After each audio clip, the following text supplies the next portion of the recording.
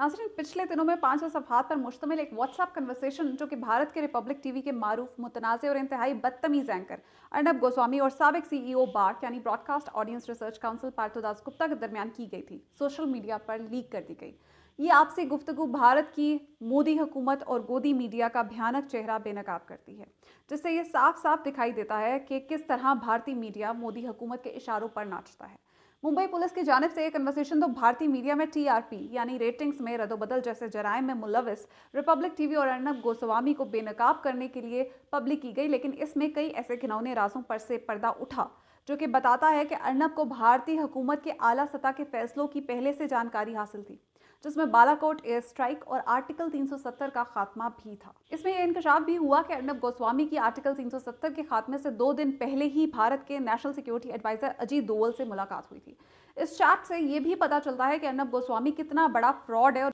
अर्नब की चैट से साफ वाजे है कि भारतीय मीडिया की औकात हुकूमत के माउथ पीस के अलावा कुछ नहीं और किस तरह भारत जमहूरियत के नाम पर एक काला धब्बा है। अर्नब की चैट में ये अल्फाज बहुत अहम है, people will be elated this attack we have won like crazy.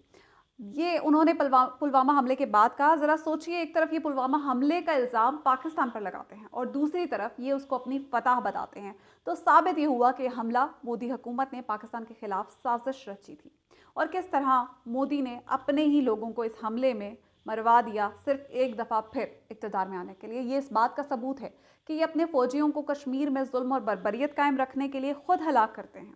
ताकि जस्टिफिकेशन दी जा सके कि पाकिस्तान कश्मीर में दंगे करवाता है और कश्मीरी भारतीय फौज को निशाना बनाते हैं महज सियासी मफादात हासिल करने के लिए। जिस तरह भारत ने अपने ही लोगों को बलि का बकरा बनाया है, ये पाकिस्तानी मौक़िफ़ की तायीद है। हुकूमत पाकिस्तान ने हमेशा से हमें पुलवामा हमले पर बिल्कुल ठीक आगाह किया था कि यह हमला भारत ने खुद करवाया था ताकि पाकिस्तान के खिलाफ साजिशों का बाजार गर्म किया जाए और इंतखाबात में बीजेपी को इक़्तिदार में लाया जा सके। अर्नब लीक्स पाकिस्तान के मौक़िफ़ की फतह है, इसलिए कल सुबह 10:30 बजे एक ट्रेंड लॉन्च किया जा रहा है, #अर्नब एक्सपोज्ड पुलवामा। मैं आपसे दरख्वास्त करूंगी कि इसमें ज़रूर पार्टिसिपेट करके पाकिस्तान की आवाज़